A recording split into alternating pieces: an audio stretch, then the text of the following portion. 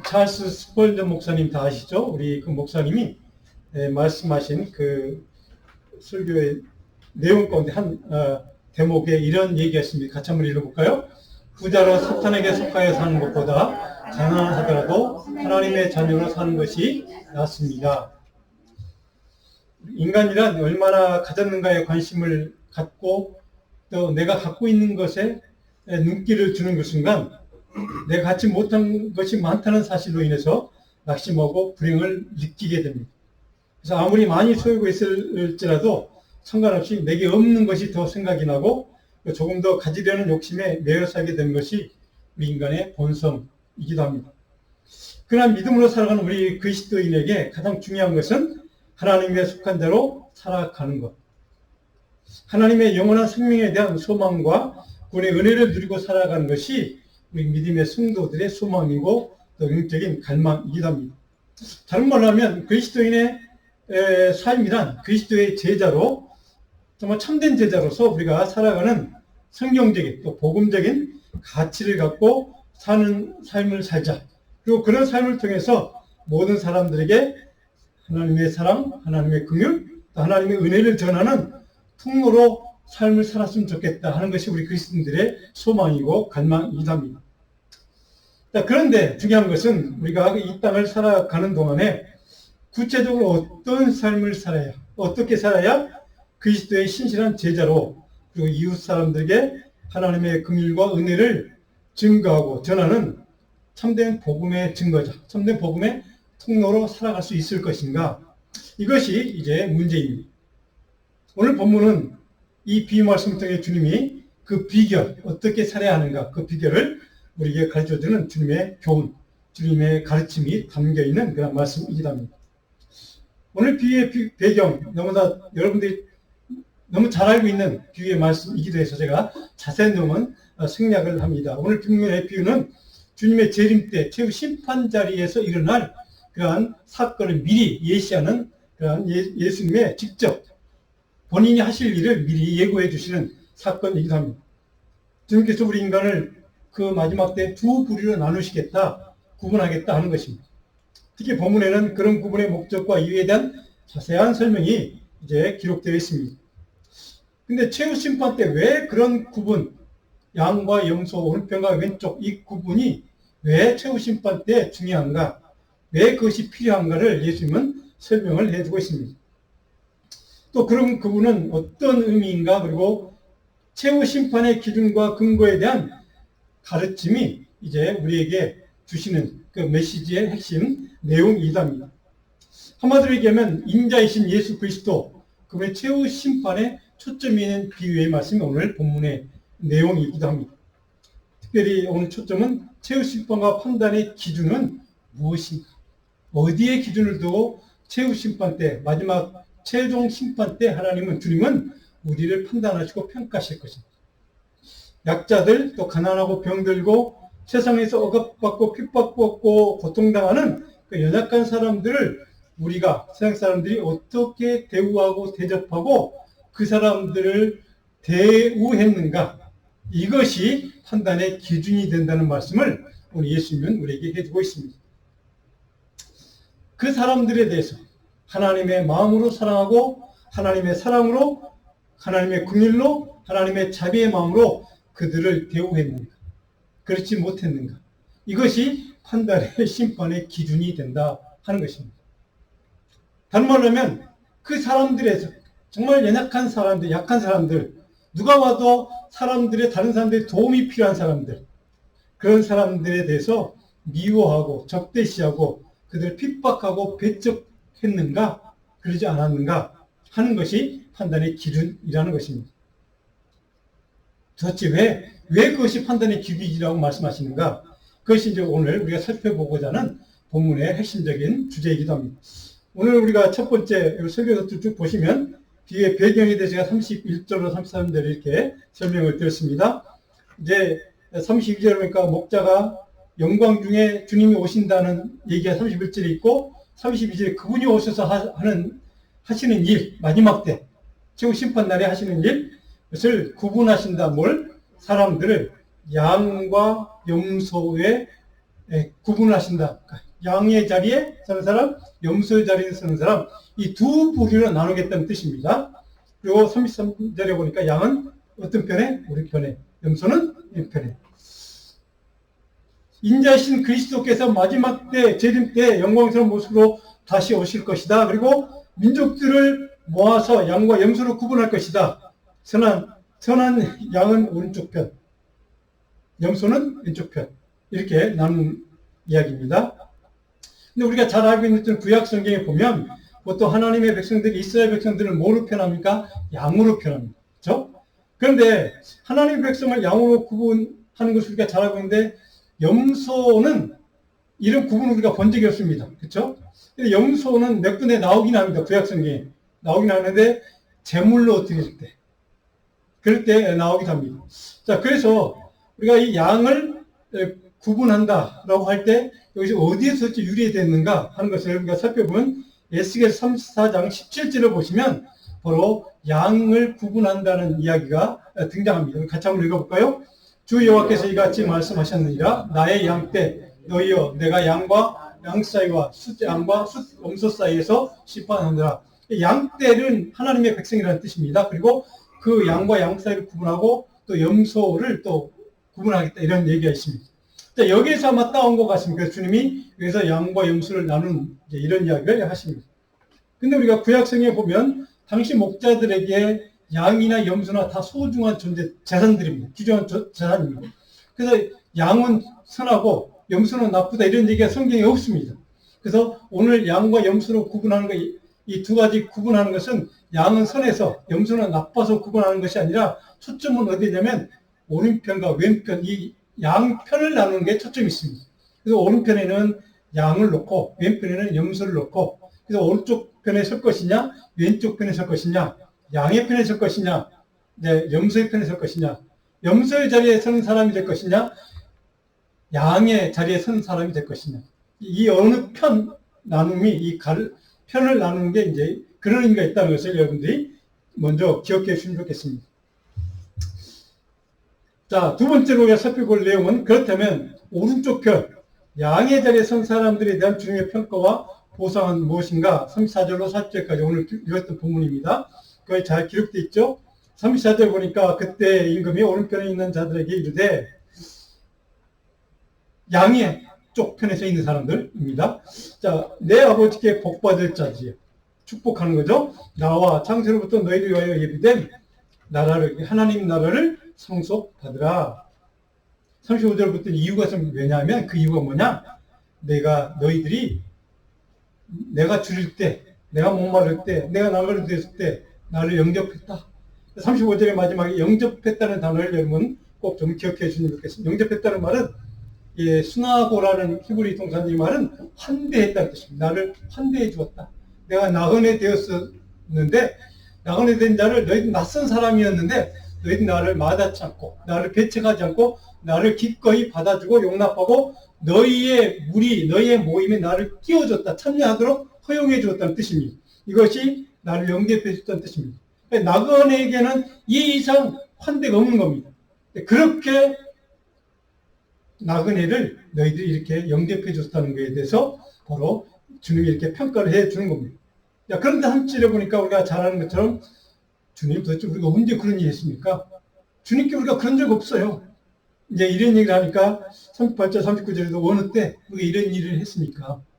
40절 대답이 뭡니까? 임금이 대답하는 대답의 내용이, 너희가 여기 내 형제 중에, 중요합니다. 내 형제 중에, 그리스도인의 뜻입니다. 하나님의 사람, 믿음의 사람 중에 지극히 작은 자 하나에게 한 것이 곧 내게 한 것이다. 아멘. 바로 이것이 오늘 왜 그들에게 하나님의 나라를 유업으로 받을 것이라고 축복하는 이유가 여기에 있습니다. 자, 오른쪽 좋은 양으로 인정받고 평가받는 그 사람들의 46절에 가니까 결국 하나님의 나라를 유업으로 받게 되는, 영원한 생명을 누리게 되는 복을 주님이 약속하는 얘기가 46절에 이제 복으로, 그들에 대한 보상으로 기록되어 있습니다. 도대체 이런 평가와 보상에 대한 판단의 근거, 기준이 무엇인가? 바로 이것이 이제 우리가 읽었던 지금 말씀의 내용이 있습니다. 자, 그렇다면 왼쪽 편 선 사람들, 염소편에 선 사람들, 그 사람들에 대한 주님의 평가와 처벌, 복음은 무엇인가? 41절로 우리가 읽지 못했지만 45절까지 기록되어 있죠. 41절 같이 한번 읽어볼까요? 또 왼편에 있는 자들에게 이르시되 저주를 받은 자들아 나를 떠나 마귀와 그 사자들을 위하여 예비된 영원한 불에 들어가라. 자, 왼편에 있는 염소가 서 있는 쪽에 서 있는 사람들, 그 사람들은 저주받은 사람들이라는 뜻입니다. 영원한 불에 들어갈 자. 46절에도 영원한 불에, 영벌에 처할 것이다 라고 하는 기록으로 그들이 보응하는, 그런 처벌하는 이야기가 다시 기록됐습니다. 너희들이 왜 그런 처벌을 받아야 되느냐? 이유가 42절, 43절. 왜냐하면 그 이유는 이것이다. 예수님이 설명한 이야기입니다. 반대죠. 너희들이 내가 굶주렸을 때, 내가 나그네 되었을 때 나를 영접하지 않았고 나를 도와주지 않았다. 나를 살펴보지 않았다. 목마를 때 물을 주지 않았다. 뭐 이런 얘기를 쭉 기록하고 있습니다. 자, 그래서 44절에 보면 그 사람들도, 염소 쫓겨내서 저주받은 사람들도 질문하는 거죠. 예수님, 주여, 도대체 우리가 당신에게 언제, 어느 때 줄이신 것, 목마른 것, 나그네 된 것, 헐벗은 것, 병든 것, 옥에 갇힌 것을 보고도 공양하지 아니했습니까? 우리가 그런 적이 없어요. 주님, 당신에게 우리가 당신을 모른 채 한 적이 없습니다. 라고 지금 질문하는 겁니다. 그랬더니 이제 45절 이렇게 잘하는 말씀 아닙니까? 이 지극히, 내 형제 중에 지극히 작은 자 하나에게 하지 아니한 것이 곧 내게 하지 아니한 것이다. 이것이 이제 우리가 잘 알고 있는 이 비유의 핵심 메시지입니다. 자, 왼편에 이 염소가 서 있는 그 자리에 선 자들에 대한 하나님의 처벌의 판단의 근거는 바로 그 연약한 사람들. 내 형제들 중에 가장 연약하고 부족한 사람들, 약자들, 도움이 필요한 사람들, 때로는 굶주린 사람들, 목마른 사람들, 나그네들, 헐벗은 사람들, 병든 사람들, 감옥에 갇혀있는 사람들, 그런 사람들을 너희들이 보았으면서도 그들에 대해서 하나님의 자비와 긍휼을 베풀지 아니하고 모른 척하고 그들을 배척했다. 그것이 바로 너희가 나에게 하지 않은 죄의 내용이다. 그래서 너희들은 영원한 벌에 처하게 될 것이다. 라고 하는 게 주님의 판단의 기준, 근거였습니다. 자, 오늘 본문의 이야기 우리가 잘 알기 때문에 오늘 본문을 좀 두 가지 주제로만 우리가 좀 살펴보려고 합니다. 자, 오늘 본문의 비유에서 가장 중요한 두 구절은 오늘 설교 노트에 있습니다. 32절에 있는 모든 민족이라는 단위, 모든 민족. 32절에 모든 민족을 주님이 영광중에 오셔서 모든 민족을 주님 앞에 심판 자리에 세우는 겁니다. 근데 모든 민족이라는 말을 기록하고 있습니다. 그리고 두 번째로 중요한 구절은 40절과 45절에는 이 형제 중에 지극히 작은 자 하나, 이것이 가장 중요한 오늘 이 비유 전체의 핵심적인 구절이기도 합니다. 자, 그래서 이 비유의 핵심 메시지를 우리가 이해하려면 이 두 가지, 두 구절에 있는 이 사람들의 정체성을 우리가 이해하는 게 이 비유를 우리가 이해하고 우리 삶에 적용하는데 가장 중요한 구절이라는 뜻이기도 합니다. 자, 먼저 모든 민족이란 도대체 누굴까? 신약 성경학자 클라인 스노트그라스라는 사람이 있는데 이분은 이 학자의 견해에 따르면 이 비유 전체가 우리가 잘 알고 있는 양과 염소의 비유라고 알고 있지 않습니까? 이 비유 전체를 우리가 주님이 재림을 기다리며 살아가는 지금 이 시대, 예수님이 부활하고 승천하신 이후에 교회의 시대, 성령의 시대, 그러면서 주님이 다시 오실 재림을 기다리는 그때까지 이 중간 시대를 살아가는, 제가 몇 주 전에 말씀드렸처럼 원래 이미 이루어진 하나님의 나라의 시대와, 그렇지만 주님이 약속하셨던 다시 오실, 재림하실 그때 아직 이루어지지 않은 not yet, 그 중간 시대를 살아가는 지금 우리의 시대, 우리가 살고 있는 이 시대에 살아가는 모든 성도들에게 주시는 바로 그런 메시지라는 관점에서 이해해야 이 비유가 이해될 수 있다고 강조하고 있습니다. 물론 저도 거기에 동의하고 굉장히 중요한 저는 해석이라고 생각합니다. 오늘 저와 여러분들에게 이 시대, 중간 시대를 살아가는 모든 크리스찬들에게 바로 어떻게 그 지극히 연약한 자 한 사람, 한 영혼에게 우리가 어떻게 대우하고 대접하고 그들을 어떻게 섬기고 그들을 어떻게 바라보는 그러한 믿음의 태도, 영적인 시각, 섬김의 행동, 이것들을 어떻게 우리가 드러내고 보여주느냐에 따라 마지막 최후 심판 자리에서 주님이 그걸 가지고 우리를 판단하십니다. 이것이 굉장히 중요한 이유. 그래서 이 지극히 나약한 사람들이 누구인가를 이해하는 것이 굉장히 중요한 메시지의 핵심 내용입니다. 먼저 첫 번째 주제인 모든 민족은 누군가? 32절의 이 모든 민족은 우리가 잘 알 수 있는 내용입니다. 모든 인류 전체를 얘기합니다. 이 모든 민족이란 여기는 그리스도인, 비그리스도인 다 포함해서 인종적인 차별 없이 구분 없이 모든 인류 전체를 뜻합니다. 마지막 심판 때에는 그 심판의 자리를 피해갈 인간은 아무도 없다는 뜻이기도 합니다. 모든 인간, 이 땅에 왔던 인간, 이 땅에 살고 있는 인간이라면 그 마지막 주님의 재림 때 이 마지막 양과 염소의 자리에 선 이 구분을, 주님이 나누신 이 구분을 누구도 피할 수 없다라고 하는 뜻입니다. 저와 여러분도 그 자리에 서게 될 것입니다. 바로 이것이 바로 모든 민족이라고 표현한 이유입니다. 자, 그렇다면 두 번째 주제, 내용들 중에 지극히 작은 자 하나, 이것이 이 비유 전체를 이해하는데 가장 키워드이기도 합니다. 자, 스노크라스라는 아까 제가 인용했던 그 학자는 바로 이 마태복음 저자 입장에서 여기에 나와 있는 지극히 작은 자 하나는 여러 군데서 이미 설명되어 있다고 얘기합니다.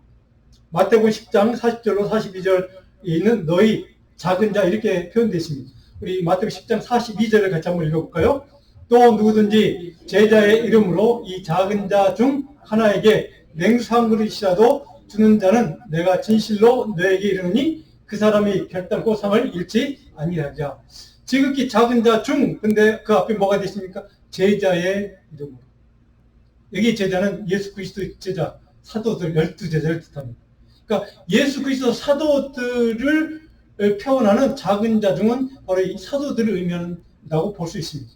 그래서 왜 작은 자라고 표현했을까? 당시 사도들은 마태복음 아마 여러분 성경 읽어보시면 다 아실 겁니다. 마태복음 23장에 가면 유대 종교 지도자들 누굽니까? 바리새인들, 뭐 사두개인들, 또 누굽니까? 서기관들.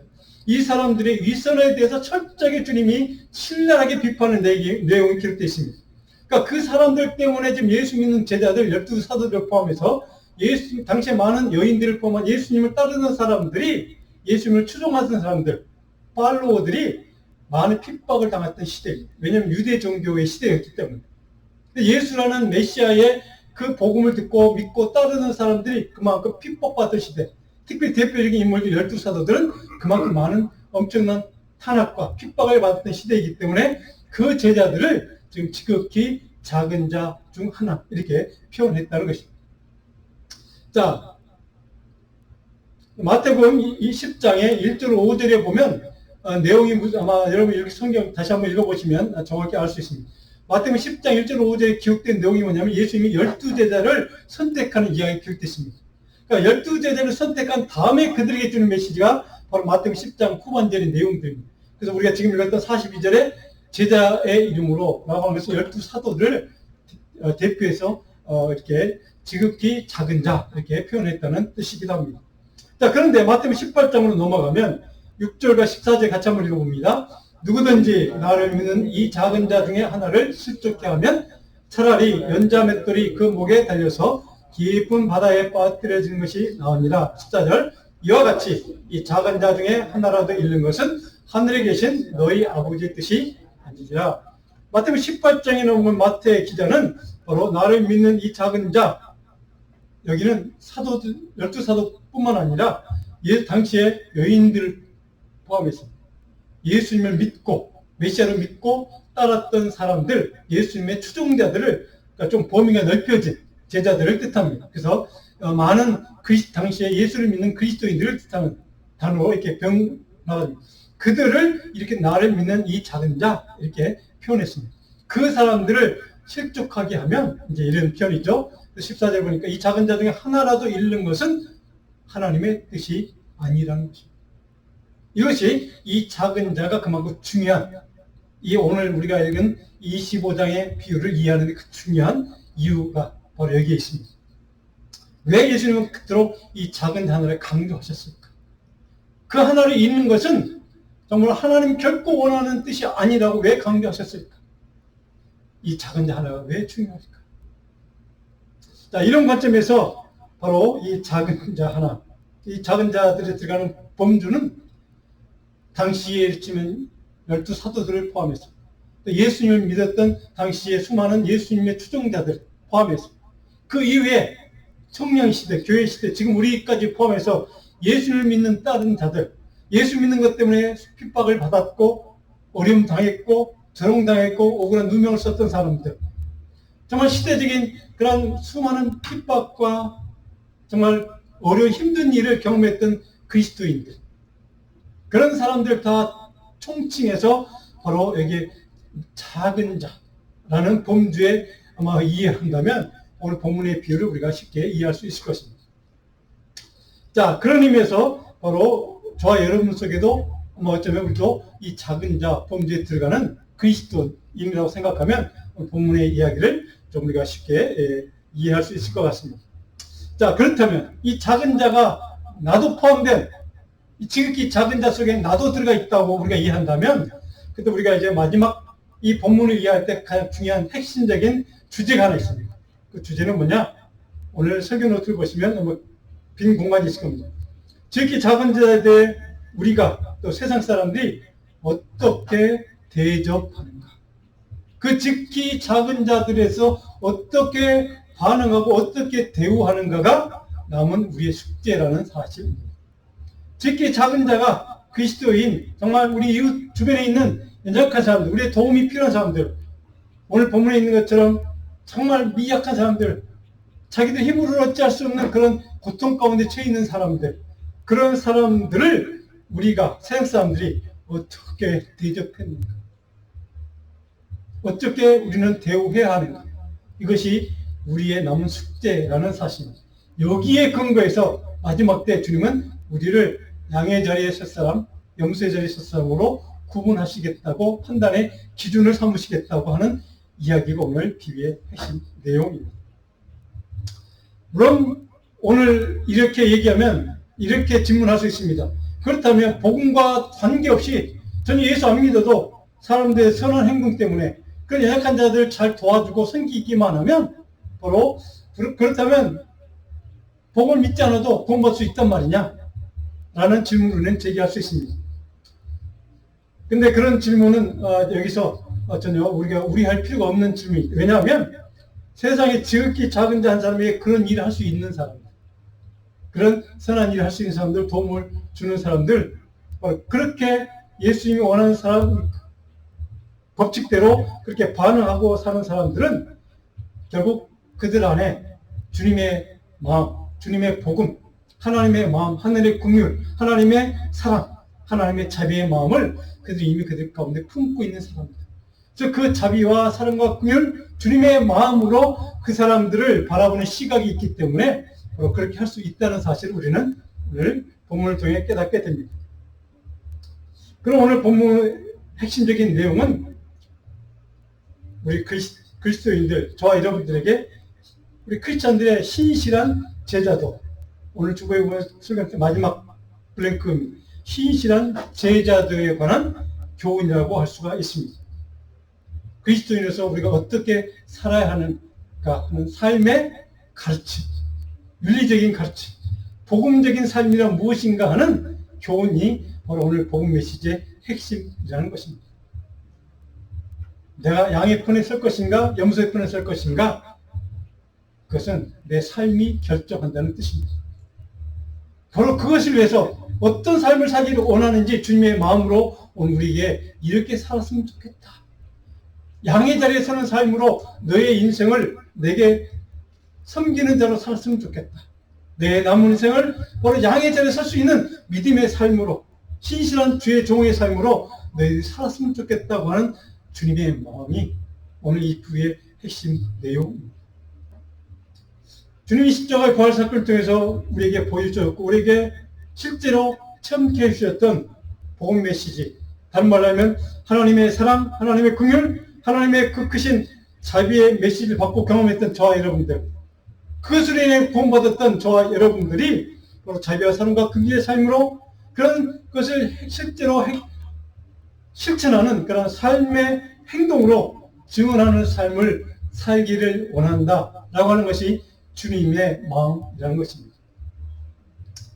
바로 그것이 최후의 심판의 근거로 삼을 것이라고 하는 것이 오늘 예수님의 메시지의 핵심 내용입니다. 사랑하는 여러분, 바로 이 핵심의 내용은 우리가 다른 곳에서 살펴볼 수 있습니다. 마가복음 7장 27절, 21절. 우리 같이 한번 읽어볼까요? 7장 21절. 야더러 주여 주여 하는 자마다 천국에 들어갈 것이 아니요 다만 하늘에 계신 내 아버지의 뜻대로 행하는 자라야 들어가리라. 하늘에 계신 아버지의 뜻대로 행하는 자가 바로 오늘 지극히 연약한 자 한 사람에게, 그 한 영혼에게 바로 그리스도의 긍휼, 그리스도의 마음, 주님의 사랑과 자비로 섬기는 사람. 그 뜻대로 행하는 사람은 누구냐? 바로 그 지극히 연약한 사람에게, 양의 편에 선 사람들이 행했던 것처럼 그 사람에게 필요한 것들을 채워주는 사람, 그 영혼을 섬기는 사람, 그 사람들에게 다가가는 사람, 그 사람들을 따뜻하게 영접해주는 사람, 바로 이런 사람들이 아버지의 뜻대로 행하는 사람이고, 그런 사람들이 양의 편의 사람들로 분류될 것이다, 구분받을 것이다 라고 하는 내용입니다. 우리가 그리스도인으로 살아가는 모든 삶의 순간순간들, 우리가 하나님의 백성이라면 하나님 아버지의 뜻에 따라 우리가 경험했던 복음의 핵심 가치, 바로 그리스도의 사랑과 긍휼과 자비, 바로 그의 근간, 그런 가치로 사는 삶을 우리 삶 속에서 드러내는 것, 이것이 양의 제례에서는 가장 중요한 핵심적인 복음의 가치라는 사실을 주님은 오늘 우리에게 가르쳐 주고 있습니다.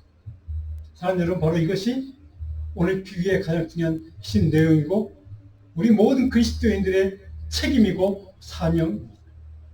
우리 그리스도인들이 이 일을 하지 않고 이런 삶의 길을 가지 않는다면 정말로 어려운 사람들, 도움이 필요한 사람들, 나약한 사람들, 그런 사람들을 돌볼 수 있는 사람들은 거의 없습니다.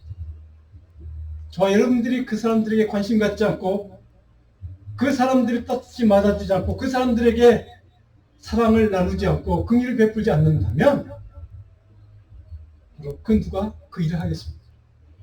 그 주님은 그리스도인으로 사는 사람들, 바로 이것이 너희의 마지막 최후 심판까지 너희들의 살아야 될 신앙의 가치고 복음의 가치고 너희 그리스도인들의, 내 제자들의 삶의 목표가 되어야 한다. 이것이 교회의 존재 목적입니다. 지난주에도 말씀드렸지만 다시 한번 강조합니다. 화려한 건물, 많은 그리스도인들이 모이는 교회, 그것은 오늘 우리가 읽었던 이 본문에 말씀하신 주님의 뜻, 아버지의 뜻이 아닙니다. 아버지의 뜻은, 주님의 뜻은 바로 너희들이, 한 사람 한 사람 너희들이 교회로 모인, 주님의 이름으로 모인 두세 사람이 모인 그곳에 내가 함께한 그 주님의 뜻은 바로 너희들이, 그리스도인들이, 나의 제자로 살아간 너희들이 그 지극히 나약하고 연약한 그 한 사람, 그 한 사람을 얼마나 돌보느냐, 얼마나 섬기느냐, 그 사람들이 얼마나 그리스도의 사랑과 긍휼과 자비를 베푸는 삶을 사느냐, 이것이 내가 판단하는 기준이라는 사실을 꼭 기억하십시오. 그러면 저는 작은 교회, 큰 교회란 그런 구분을 가지고 많은 사람들은 물론 이해는 할 수 있습니다. 큰 교회 찾아가야 부담이 없고 그래서 좋다고 하는 분들이 참 많이 있습니다. 주님의 뜻은 거기에 있지 않습니다. 다만 하늘에 계신 내 아버지의 뜻대로 행하는 사람, 그래서 오늘 본문에 있는 주님의 말씀처럼 지극히 작은 자 한 사람에게 내가 어떤 태도로 살아가는가, 하나님의 마음과 하나님의 자비, 하나님의 긍휼과 사랑을 품고 그 사람을 대우하고 영접하고 그 사람들을 사랑합니다. 그렇지 않느냐가 주님의 판단 기준이라는 사실. 그러면 저는 교회의 존재 목적은 건물도 아니고 사람의 숫자도 아니고 화려한 성가대도 아니고 여러분이, 제가 그 지극히 작은 한 사람을 위해서 주님의 마음으로, 주님의 사랑으로 그 영혼을 품을 수 있는, 그 영혼에게 사랑을 베풀 수 있는, 이것이 주님의 관심이라는 사실. 그것이 주님이 저와 여러분이 요구하는 가장 중요한, 가장 기초가 되는 가장 핵심적인 그런 삶의 태도라는 사실. 잊지 않기를 간절히 축원합니다. 사랑하는 여러분, 그리고 이런 말씀에 근거해서 그리스도의 제자로 살아간다는 것, 주님의 종으로 살아간다는 것, 하나님의 백성으로 살아간다는 것, 바로 그것은 당연히 바로 오늘 주님이 말씀하신 것처럼 이런 지극히 작은 한 사람을 위해서 복음의 가치를 품고 그 가치대로 살아가느냐, 여기에 우리의 초점이 있어야 한다는 사실. 이것이 우리의 가치가 된다는 사실. 이것이 우리 삶의 핵심적인 목적이 된다는 사실입니다. 그러면 저는 오늘 여러분에게 다시 한번 간절히 부탁합니다. 우리 주변에 지극히 작은 자들 같은 사람들이 많이 있습니다. 때로는 내가 그 사람입니다. 그럴 때 그 순간 그런 삶을 살아가는 우리들에게, 우리 인생에서 내가 정말로 지극히 작은 자와 같은 삶을 살아가는 나 같은 사람에게, 그 누군가에게 주님의 사랑으로 긍휼로 다가와주고 영접해주고 사랑을 나누어주고 긍휼을 베풀어주고 사랑과 하나 할지라도 그것을 베풀어주는 삶을 사는, 이것이 저와 여러분의 인생의 목적이 되기를 다시 한번 주님으로 간절히 부탁드립니다. 이것이 오늘 요절의 말씀을 좀 같이 한번 읽어볼까요? 요절 주보에 있습니다. 요절을 같이 한번 읽어봅니다. 예수께서 대답하여 이르시되 너희가 가서 보고 들은 것을 요한에게 알리되 맹인이 보며 못 걷는 사람이 걸으며 나병한 자가 깨끗함을 받으며 기복 사람이 들으며 죽은 자가 살아나며 가난한 자에게 복음이 전파된다. 주님도 직접 몸소 그 복음을 전하는, 증거하는 통로도 저렇게 사용하셨습니다. 저와 여러분들의 인생에 주님이 그걸 원한다는 사실을 다시 한번 기억했으면 좋겠습니다. 자, 여러분 혹시 시 하나, 이 더운 여름에 시 하나 좀 같이 나누고 마치려고 합니다. 이 안도현이라는 시인이 있습니다. 연탄 한 장이라고 하는 세 부작, 3부작의 시리즈로 쓴 시 가운데 첫 번째 쓴 시가 1994년에 발표한 시집 가운데 들어있는 시인데 바로 이런 제목입니다. 물론 오래전 연탄 지금은 떼지 않지만 여러분 과거에 한국에 살았던 시대 그때를 기억해 보시면서 제가 한번 좀 내용을 읽어봅니다. 또 다른 말도 많지만 삶이란 나 아닌 그 누구에게 기꺼이 연탄 한 장 되는 것, 해야 할 일은 무엇인가 알고 있다는 듯이 연탄은 일단 제 몸에 불이 붙었다면 하염없이 뜨거워지는 것 생각합니다. 온몸으로 사랑하고 나면 한 덩이 재로 쓸쓸하게 남는 게 두려워 여태껏 나는 그 누구에게 연탄 한 장도 되지 못했네. 생각하면 삶이란 나를 선산히 웃기는 일, 눈 내릴 세상이 미끄러운 어느 이른 아침에 나 아닌 그 누가 마음 놓고 걸어갈 그 길을 만들 줄도 몰랐었네. 나는 이 시인 안시인이 바라본 연탄 한 장의 가치, 자기 몸을 불살라서 우리 인간을 이롭게 하고 무엇인가를 음식하는데 그 음식을 하는데 일에 쓰임받고 유익한 일을 하는데 도움되는 그런 존재인, 그리고 다 불타진 다음에 우리가 다 경험하실 것입니다. 겨울에 눈이 올 때, 얼어붙었을 때 연탄재를 바닥에 깨어서 그것으로 하면 미끄럽지 않고 사람들이 지나갈 수 있도록 도와주는, 자기의 온몸을 다 바쳐서 그렇게 쓰임받는 연탄 한 장의 가치. 하물며 하나님의 백성, 하나님의 자녀인 예수 그리스도의 자녀인 저와 여러분의 인생이 적어도 연탄보다는 더 중요한 가치, 더 복된 일을 위해서, 더 복된 유익한 일에 쓰임받는 삶을 사는데 우리가 우리 삶을 헌신하고 바쳐야 되지 않겠습니까? 이것이 오늘 우리가 읽었던 25장의 비유의 핵심적인 메시지임을 믿고 저와 여러분의 삶이 그 누군가 한 사람에게 정말로 가치가 있고 도움이 되고 그리스도의 사랑과 은혜와 긍휼의 통로를 쓰임받는 그런 귀한 종들로 살아가는 저와 여러분 되기를 주님으로 축원합니다. 기도하겠습니다.